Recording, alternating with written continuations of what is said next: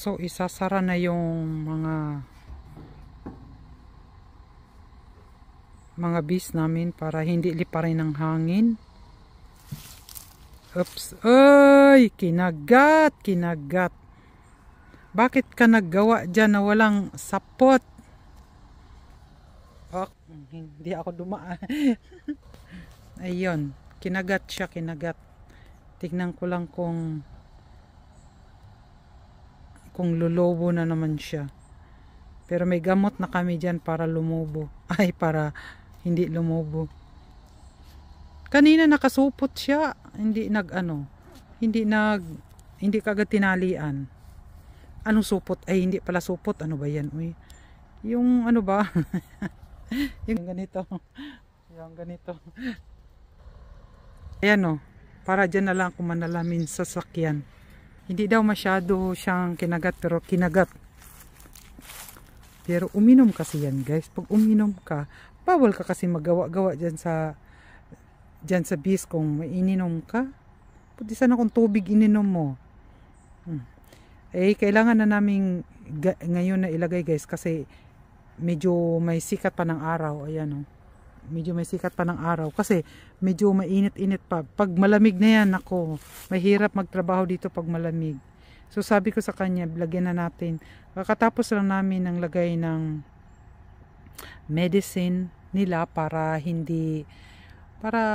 ano din, yung medicine ba na hindi sila atakehin ng ano ba tawag niyan, oy, yung mga insekto ding maliliit na kumakagat sa kanila. So yun, Melvin ang tawag namin dito eh. Melvin. Ay, yun na yun. May umano rin sa akin, guys. Narinig ko yung boses ng bees. Mamaya ako ang kagatin dito pag lumapit ako doon. Layo lang ako, guys. Isasara na yan lahat. Biglang tumunog sa tenga ko eh. Kaya lagi ako naka-uniform. ng bees uniform. Na parang doctor ko nung doktor, no? Ayan. Kasi mahirap kasi pag nakagat, ang sakit-sakit ba naman? Ayan.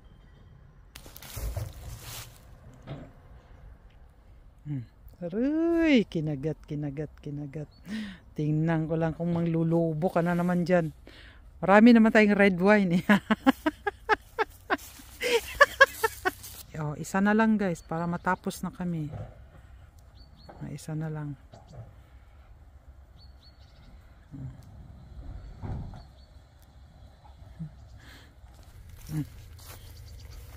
Sige na dong, itali na kayo uli na ta, kay lamig na kayo. Yay!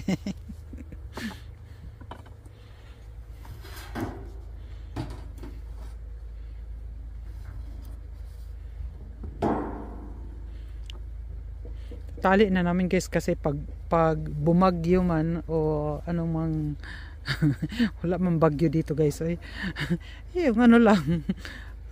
Pero mas maganda yun kasi yung mga sanga-sanga niyan, ayan o, pag mahulog dyan, malaglag, matumba yan, mabulabog sila ay talaga namang bulabog, masisira silang lahat dyan. So ayan na, guys, at ako'y magpapaalam na. Ayun, at ang train ay dadaan.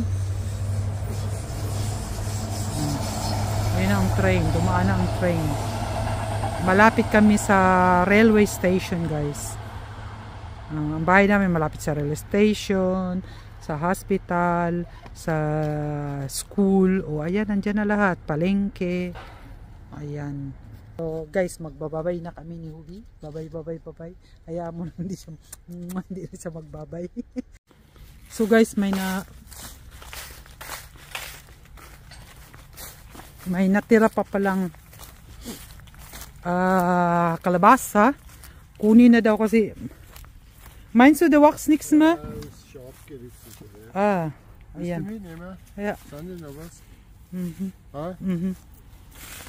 Ayan, guys, oh. Yung mga ka-cute-cute namin mga kalabasa, guys, oh. Dali na, oh, nag-color din yung itong Heidelbeeren. Ayan, oh, maganda na yung color. At yan yung mga Christmas tree naming ibebenta. Kung sino mga nangailangan dyan ng Christmas tree. O ayan o. Puputuloy namin doon sa taas. Pero sa Saturday, magbibenta ko ng dahon ng leaves ng Christmas tree para makakwarta. O ginoo ko, para makakwarta today. O ayan. Magbibenta ako sa Sabado. Ay sa Sabado, 2 weeks pa pala, sa 2 weeks. 2 weeks pa para ibenta. Para magkaroon tayo ng pera. Ano ba yan? Kailangan natin ng pera kaya magbenta tayo ng Christmas tree. Yan yung mga Christmas tree namin. O, diba? O, ayan. So, bye-bye na guys. At may dalawa pa akong nakuha. Bye! Bye-bye! Kumakati ang kamay kasi nakagat ng bees.